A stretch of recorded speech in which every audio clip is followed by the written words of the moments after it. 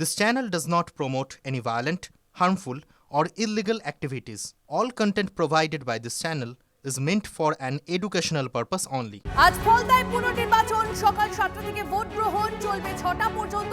গত 29শে এপ্রিল আপনারা জানেন ভোট গ্রহণ হলেও ফলতার একাধিক বুথে ভোটের স্বচ্ছতা নিয়ে প্রশ্ন তোলেন গ্রামবাসীরাই। একাধিক বুথের ইভিএম এর টেপ আতর লাগানোর অভিযোগ ওঠে এবং সব বুথে ওয়েবকাস্টিং মিলিয়ে দেখে কমিশন। সেখানেও ব্যাপক অনিয়ম ধরা পড়ে। এরপরই পুনর্নির্বাচন ঘোষণা করে কমিশন। সেই পুনর্নির্বাচন চলছে, এই মুহূর্তে শুরু হয়েছে। UEN Jaipur is a perfect target for prospective students aspiring for good jobs, good education with future-ready skills. জানবো আমাদের প্রতিনিধি শুভেন্দু থেকে সরাসরি। শুভেন্দু, এই মুহূর্তে ছবিটা কি? সকাল 7টা থেকে ভোট গ্রহণ শুরু হয়েছে, সাধারণ মানুষজন যারা আসছেন তারা স্বচ্ছন্দে ভোট দিতে পারছেন কি?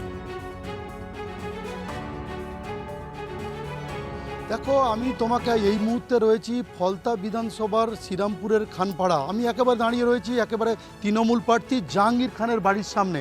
আমি তোমাকে চিত্রটা দেখানোর চেষ্টা করব। একেবারে বাড়ি কিন্তু শুনশান, বাড়ির মধ্যে কেউ আছে বলে মনে হচ্ছে না, বা ভেতরে থেকে বাইরে কেউ বেরোচ্ছেও আমি দেখতে পেলাম না। একেবারে যে কলাপসেবল গেট ছিল বাড়ির সামনের, সেটা কিন্তু একেবারে তালাবন্ধ। একেবারে তুমি দেখতে পাচ্ছ, আমি ডাকার চেষ্টা করব, জাহাঙ্গীর কা বাড়িতে আছেন? কিন্তু কারোরই কোনো আওয়াজ নেই। গত কালকের থেকেই কোনো আওয়াজ নেই, কারণ গত মঙ্গলবার জাহাঙ্গীর প্রচারের শেষ দিনের একেবারে শেষ সময়ের কয়েক ঘন্টা আগে তিনি জানিয়েছিলেন যে তিনি নির্বাচনী লড়াই থেকে সরে যাচ্ছেন।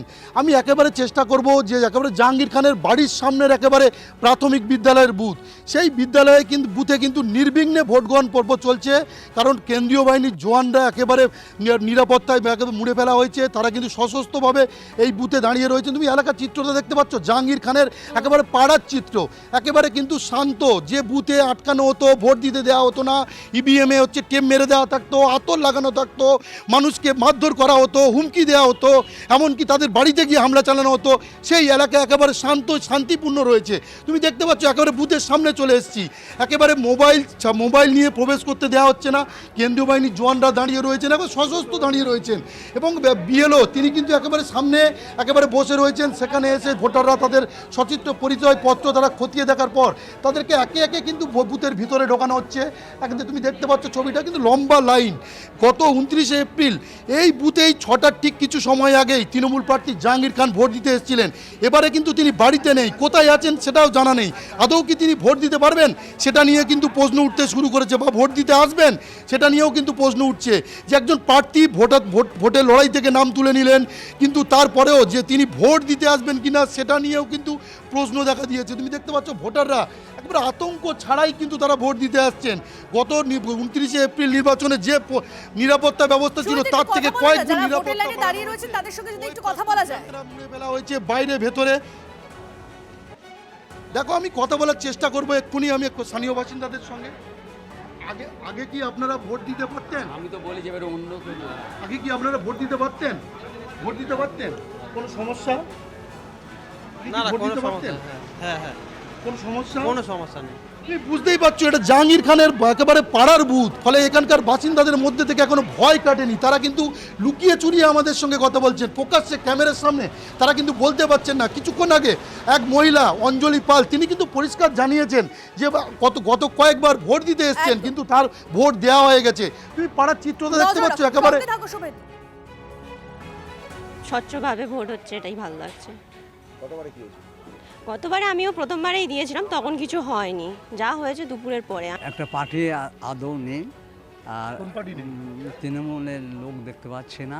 কিছু কিছু মানে মস্কিতে ভুলের প্রায়শ্চিত্ত এটা। বেশি লাফালাফি করলে বেশি পতন হবে। এখন একদম ওকে আছে, অসুবিধা নেই। আজকে কোনো বাধা দিচ্ছে না, আজকে প্লেন স্বতঃস্ফূর্তভাবে ভোট হচ্ছে। একদম ঠিক আছে, এবারে একদম স্বচ্ছতার সঙ্গে ভোট। কোনো বিরোধী দলে কোনো এজেন্ট নেই, একমাত্র বিজেপি আমাদেরই ভারতীয় জনতা পার্টির এজেন্ট রয়েছে। সবই ঠিক আছে, সব নর্মাল রয়েছেন। সেন্ট্রাল ফোর্সও রয়েছে, তারাও একদম নির্দিষ্ট নিয়ম মেনে ভোট প্রস্তুতি নিচ্ছে। আর এজেন্টও দিতে পারলো না তৃণমূল, না আর নেই, আর তারা কেউ নেই, আর কোনো এজেন্টও নেই দেখলাম তো। তাই এজেন্টও নেই, কোনো কিছুই নেই, আর তৃণমূলই নেই, আর এজেন্ট কোথা থেকে দেবে? রাতভর চলে গেছে, রাজার আর দেখা নেই। বলছি বাসন্তী কুখ্যাত রাজা গাজীর কথা। তৃণমূলের শাসনের অবসান হতেই বাসন্তীর ত্রাস এখন কেঁচো, তার বিরুদ্ধে মুখ খুলছেন তারই দলের লোকরা। ফলতার পুষ্পা এখন পচা পুষ্পের মতো নেতিয়ে পড়েছে, ভোটের ময়দান ছেড়ে পালিয়েছেন।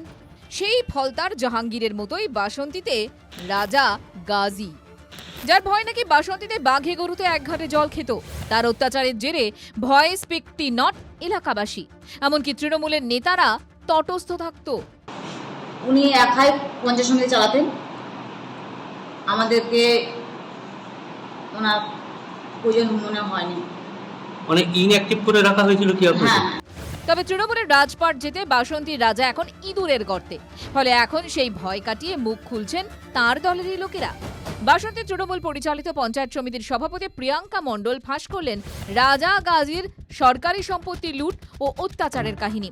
এমন নাকি তার দাপট যে পঞ্চায়েত সমিতির কাজও করতে বাধা দিত। সেই বন্দ্যোপাধ্যায়ের প্রভাব খাটিয়ে বাসন্তীতে করতেন।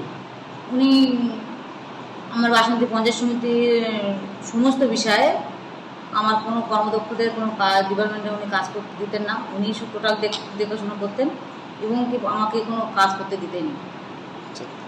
কার ভয় দেখাতেন দলে আপনাদেরকে? উনি অবশ্যই ওনার অভিষেক বন্দ্যোপাধ্যায় ভয় দেখাতেন। অভিষেক বন্দ্যোপাধ্যায়ের নাম ভাঙিয়ে দাদাগিরি চালাতো রাজা গাজী।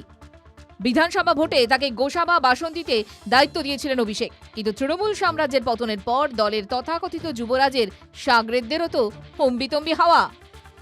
বাসন্তী বিধানসভা জুড়ে প্রত্যেকটি ক্ষেত্রে আজকের দুর্নীতির পাহাড় এবং উন্নয়নমূলক কাজের টাকাগুলো লুট করে এই রাজা গাজীর, তার ভাই, তার শালা, তার মামার ছেলে, পরিবারের একাধিক ব্যক্তির নামে আজকের এজেন্সির নামে সমস্ত কাজগুলো পঞ্চায়েত সমিতি থেকে কাজগুলো নিয়ে আর কাজ না করে লুট করেছে। গাজীর অর্থ যোদ্ধা, কিন্তু বাসন্তীর এই রাজা গাজী যোদ্ধাও নয়, রাজাও নয়, আসলে গ্যাস বেলুন। পালা বদলের পর এখন হাওয়া বেরিয়ে গেছে। দেবব্রত মণ্ডলের রিপোর্ট, TV9 বাংলা।